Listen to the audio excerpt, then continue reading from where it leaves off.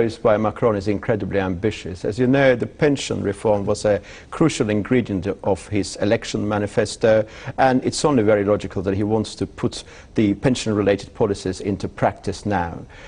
If to look at this pension scheme he's offering, he wants to replace the current complicated system, which does entail 42 separate pension schemes with a universal system. So he wants to simplify the system. And also he wants to create a point-based system where your pension will be determined on the grounds of your contributions throughout your working years. And also it does entail, the plan does entail quite a number of advantages for the disabled people, but one of the most controversial aspects of this new plan that the retirement age will move from 62 to 64.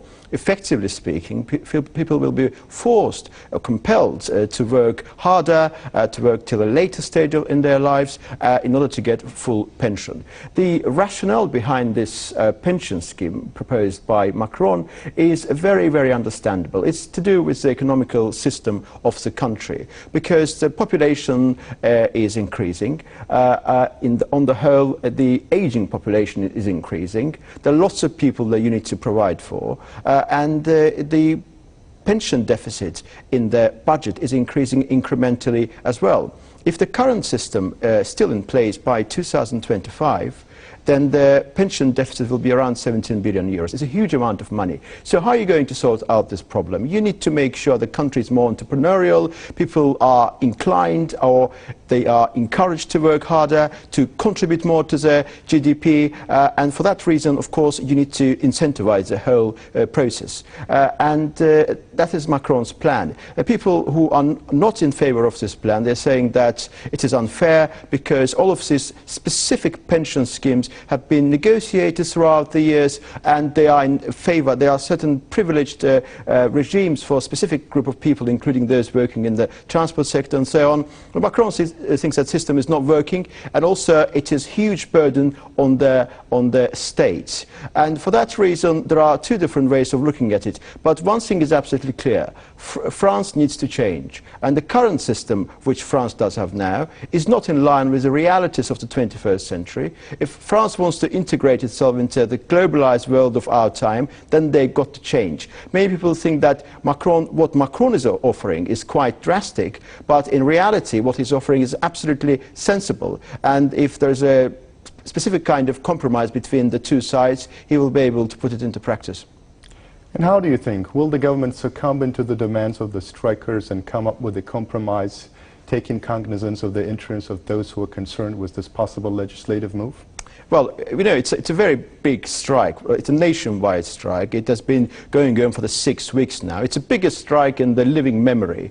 And there was one in 1995, and we know what happened there. The government decided to step back, and they effectively lost. So I do not think that Macron will give in.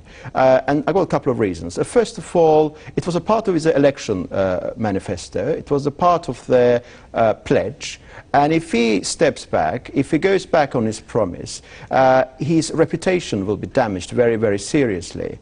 And also, it is a logical continuation of his social reforms. As you know, Macron started with employment, then moved to education, and then moved to pension system. As regard to employment, everything was very clear. For example, he was aiming to incentivize entrepreneurs, and also he was creating the conditions for the more elasticity in the labor market, so that people will be able to move from one job to another. And also it did somehow enable employers to get rid of unnecessary, unneeded workers and so on. So it was quite a centre-right and entrepreneurial kind of agenda. Then a result of the education reforms we will see later, because we need to wait for that. And now currently we're talking about the pension scheme. So it's a logical continuation of his plan.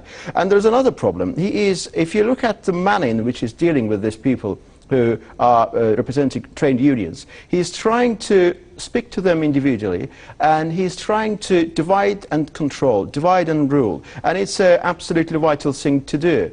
So, and trade unions is a big problem for France. We know what happened in Britain in the 1980s. Margaret Thatcher, under her reign, Britain sorted out that problem. But in France, this problem is to be sorted out. And lots of trade union leaders are accusing Macron of behaving like Margaret Thatcher in the realities of our time.